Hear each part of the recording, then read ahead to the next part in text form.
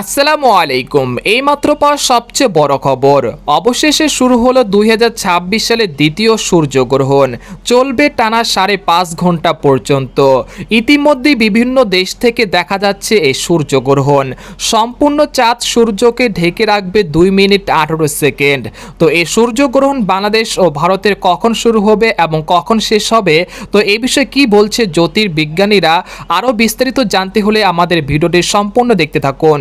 আর আপনি কোন জেলা থেকে খবরটি দেখছেন অবশ্যই কমেন্ট করে জানিয়ে দিবেন। আর সবার আগে সর্বপ্রথম সঠিক খবর জানতে আমাদের চ্যানেলটিকে সাবস্ক্রাইব করে রাখুন।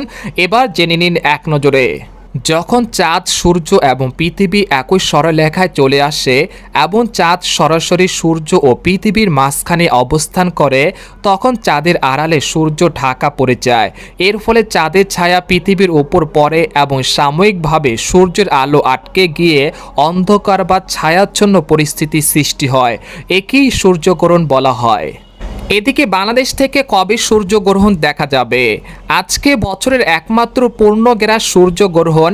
বাংলাদেশের সময় রাত 9টা 34 গ্রহণ শুরু হয়ে 13ই আগস্ট রাত 1টা 58 পর্যন্ত সম্পূর্ণ শেষ হবে। সর্বোচ্চ গ্রহণ হবে রাত 11টা 46। তবে বাংলাদেশ থেকে আজকে সূর্যগ্রহণটি দেখা যাবে না, কারণ গ্রহণের সময় বাংলাদেশে রাত থাকবে। পূর্ণগ্রাস দেখা যাবে রাশিয়ার উত্তরাঞ্চল, গ্রিনল্যান্ড, আইসল্যান্ড, স্পেনের কিছু অংশে। এছাড়া ইউরোপের কিছু দেশ থেকে, কানাডা ও উত্তর পশ্চিম আফ্রিকার কিছু দেশ থেকেও আংশিক গ্রহণ দেখা যাবে। এদিকে বাংলাদেশ থেকে পরবর্তী সূর্যগ্রহণ দেখা যাবে 2 আগস্ট 2027 সালে, যা বাংলাদেশ থেকে সামান্য আংশিক সূর্যগ্রহণ হিসেবে দেখা যাবে।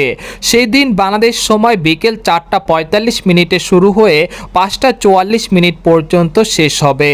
ঢাকায় গ্রহণ দেখা যাবে আনুমানিক বিকেল 4টা 49 থেকে 5টা 35 পর্যন্ত। তবে ঢাকায় তুলনা খুলনা বিভাগে ও উপকূলে কয়েকটি জেলাতে বেশি দেখার সম্ভাবনা রয়েছে। আবহাওয়া অনুকূল না থাকলেও হয়তো বোঝা যায় না। এদিকে আজ সূর্যগ্রহণ উপলক্ষে মুসলমানদের জন্য গুরুত্বপূর্ণ কিছু আমল রয়েছে। সূর্যগ্রহণ শুরু হলে সালাতুল কুসুফ বা সূর্যগ্রহণের নামাজ আদায় করা, বেশি বেশি দোয়া, জিকির ও ইস্তিগফার করা এবং সদকা করা উত্তম। হাদিসে সূর্যগ্রহণের সময় নামাজ ও দোয়ার প্রতি গুরুত্ব দেওয়া হয়েছে।